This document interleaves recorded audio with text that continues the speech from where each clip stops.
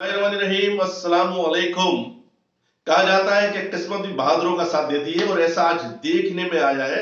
इसकी अमली मिसाल जो है आज पिंडी टेस्ट में मिली है। मैं हूं आसिफ खान और आप देख रहे हैं मेरा YouTube channel sports update by Asif Khan. नाज़रीन, पाकिस्तान को जो आज तारीखी शिकस्त हुई है उस पर बात करने के लिए मेरे साथ स्टूडियो में एक ऐसी शख्सियत मौजूद है जो क्रिकेट कमेंटेटर हैं, मेरे उस्ताद मोहतरम हैं और उसके साथ साथ आपने इनको मुख्तलिफ चैनल्स के ऊपर देखा होगा as a expert, as a analyst और यहाँ पे बात अभी खत्म नहीं हुई, मुख्तलिफ एफएम के ऊपर ये एज ए आरजे अपने फराइज अंजाम दे चुके हैं।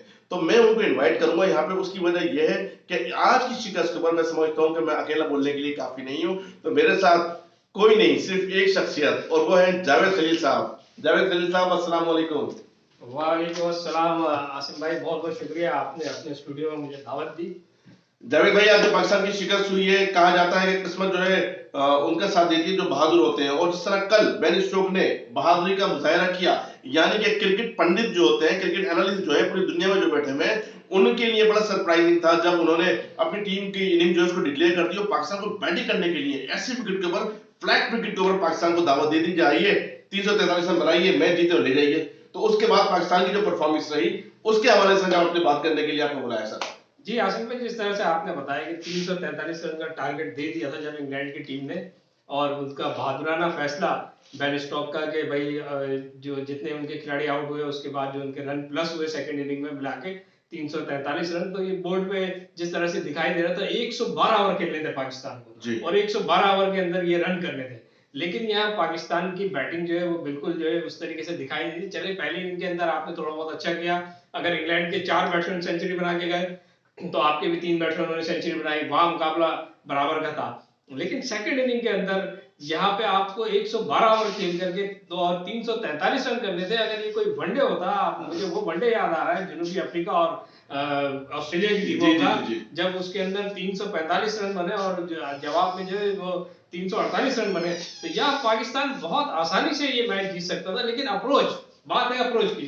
देखिए, बात ये जावेद भाई, मेरे अपने नुक्ता निगाह से, ना सिर्फ मेरे नुक्ता निगाह से बल्कि दुनिया इस बात को जो है इसको एक्सेप्ट कर रही है कि जो बेन स्टोक्स है इंग्लैंड की टीम है, उन्होंने एक ऐसी मिसाल कायम की है, एक ऐसी डेड विकेट जिसके ऊपर कहा जा रहा था बड़ी तनकीद का निशाना बनी हुई थी, उन्होंने उस विकेट के ऊपर इतना दिल खोल के, इतना ब्लंट, इतना बोल्ड डिसीजन लिया और पाकिस्तान को बैटिंग करने की दावत दी। हालांकि विकेट वैसी की वैसी फ्लैट थी। और मजे की बात आपको बताऊं, हमारे जो कप्तान है बाबर आजम, उनका कहना यह है कि पाकिस्तान जो मैच हारा है वो ड्रॉ करने के लिए नहीं जा रहा था बल्कि जीतने के लिए जा रहा था।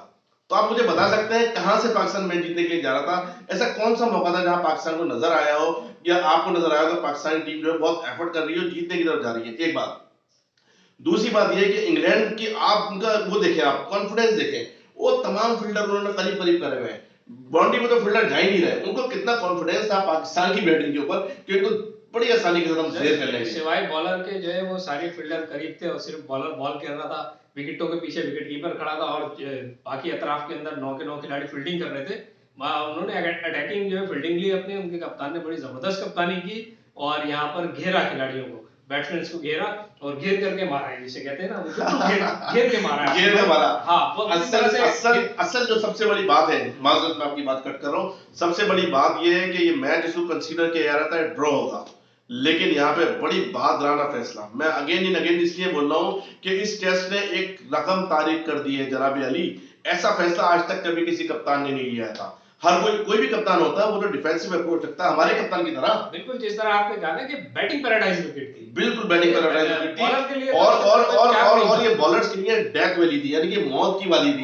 और ऐसी वादी के ऊपर ऐसा फैसला करना कि पाकिस्तान को दावत दे देना कि आइए जनाब अली 343 रन बनाइए, प्लेट में रख के हम आपको मैच दे रहे हैं और जीतिए और जाइए। और पाकिस्तान की टीम वही, जब कोई अहम मैच होता है तो उसी तरह हमें मायूसी होती है, उसी तरह हमें दुख होता है, उसी तरह हमें अफसोस होता है। हमारे मेन प्लेयर अर्ली आउट हो जाते हैं, वही हुआ, बाबर आजम भी अर्ली आउट हो गए और उसके साथ साथ जो है रिजवान भी कोई खातिर खा नहीं।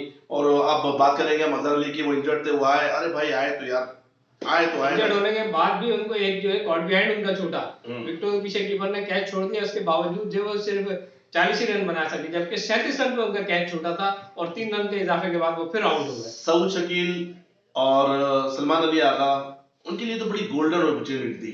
इसके ऊपर उनको एग्रेसिव इनिंग खेलनी चाहिए थी, बड़े डिफेंसिव होके साउथ सिटी जो लास्ट इनिंग थी देखते आप, उसके अंदर कितना वो स्लो खेल रहे थे सब। मेरे ख्याल में आसिफ भाई पीछे ड्रेसिंग रूम से आपको जो हिदायत मिलती है ना, आपको उसके मुताबिक चलना पड़ता है, तो वो शुरू से अप्रोच दिखाई तो नहीं, फिर इसका मतलब डिफेंसिव होते हुए यहाँ पे अगर दिखाई पीछे दिया मुझे। पीछे ड्रेसिंग रूम से जो हिदायत मिलती है उस पर चलना होता है, तो फिर बैट्समैन का या बैटर का या फील्डर का या बॉलर का कसूर नहीं होना चाहिए, उसको इस बात पर भार नहीं करना चाहिए कि तुम्हारी वजह से मैं हार गया, तुमने स्लो नहीं खेली, तुम्हारी वजह से ही हुआ, फिर ऐसा नहीं होना चाहिए। नहीं तो फिर आप देखें ना, अगर कहीं पे जीत जाता है तो कप्तान यही कहता है कि सारे खिलाड़ियों की तारीफ करता है, हाँ। उसने अच्छा किया, जो प्लान दिया गया उसके मुताबिक उसने एग्जीक्यूट किया, तो हाँ। यहाँ पर भी प्लान दिया गया होगा ना। अच्छा, मेरा सवाल अभी तक अभी वहीं के वहीं खड़ा है, बाबर आजम साहब ने कहा है कि हम ये जीतने की नीयत से खेल रहे थे, हम ड्रॉ करने की नीयत से नहीं खेल रहे थे, कहां पर ऐसा लगा है आपको? नहीं, कहीं नहीं लगा, मैं ये तो कह रहा हूँ कि आपकी अप्रोच क्या थी। आप जो है वो डिफेंसिव खेल खेल रहे हैं सारे, उसके अंदर क्रिकेट में आपने बिल्कुल वही खेल खेला है, अपने आप खुद जा रहे हैं तो रोक रहे हैं। तो आप देखें, अगर उनके खिलाड़ियों ने सेंचुरी बनाई तो एक ने 81 बॉल पे सेंचुरी कर दी, एक ने 88 बॉल पे कर दी, एक ने 86 बॉल पे कर दी। आपके खिलाड़ी क्या कर रहे हैं? 188 बॉलें खेल रहे हैं, 156 गेंदें खेल रहे हैं। उन्होंने टी20 क्रिकेट, उन्होंने ओडीआई क्रिकेट की तरह इस मैच को लिया।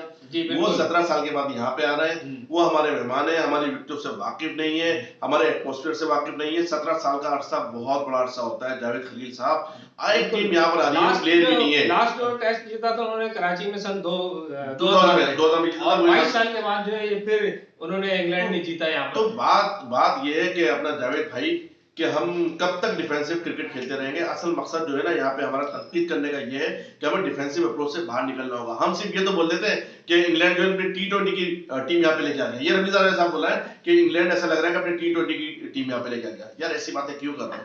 आप भी टी20 की टीम खेलो ना, आपने बस चंद लोग हैं टी20 का प्लेयर डाला तो था उन्होंने, हारिस रऊफ को डाला था ना, क्या हुआ, इंजर्ड हो गया कि नहीं? हारिस रऊफ सिर्फ 13 ओवर कर सके, उसके बाद उनके कैरियर के ऊपर सवालिया निशान बना दिया। अब वो अगले टेस्ट से भी वो बोल रहे हैं, कराची के टेस्ट से भी वो आउट हो गए। बिल्कुल इसी तरीके से उनके एक और इंग्लैंड के भी प्लेयर है, वो उनको घुटने की इंजरी हो गई है, वो भी बाहर हो गए।